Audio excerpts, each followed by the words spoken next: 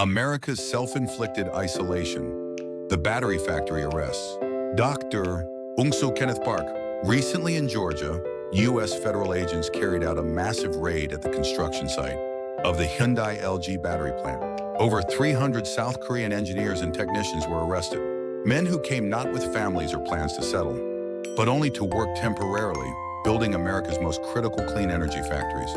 Instead of welcoming them, the U.S. government treated them like criminals. Part 1. The reality of battery technology. Let's be clear, America does not have the technology to build these factories alone. The know-how, the construction process, the installation of advanced equipment, all of this comes from South Korea, Japan, and a few European partners. Without these foreign engineers, the American electric vehicle revolution simply cannot happen.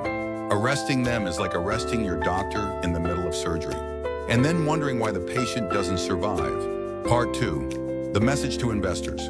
For years, Washington has urged Korean companies to invest in U.S. soil, offering subsidies and incentives under the banner of industrial revival. Samsung, Hyundai, LG, and other firms responded, committing billions of dollars. Now, the U.S. government has betrayed that trust.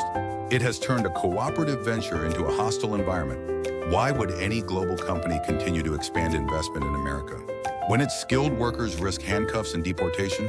Doesn't the U.S. government distinguish between drug traffickers and skilled engineers? Who came to help with U.S. industrial reshoring? Now, with this raid, Washington has sent the worst possible message. If you come to America, your workers may be handcuffed and your investment may be punished.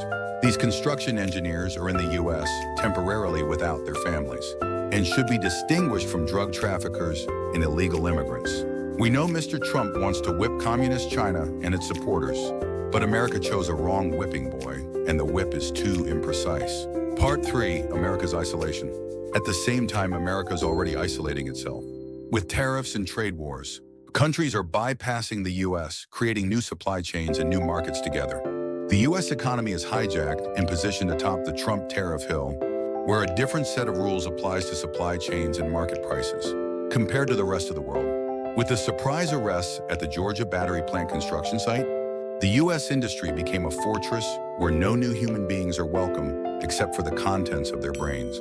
By criminalizing the very people who bring essential technology, the U.S. risks destroying its last chance of manufacturing revival. The world is vast, comprising numerous nations that offer land, tax incentives, and favorable regulations. Why should anyone choose America? A place where your engineers are treated like felons? Closing. This raid in Georgia was a warning sign. If America keeps down this path of fear, confusion, and hostility, it will end up not as a leader of global industry, but as an island, left behind in a world moving forward together. The question is, will America wake up before it isolates itself completely? Industrial location is not determined by the constantly changing policies of Trump. It follows the predictable market signals.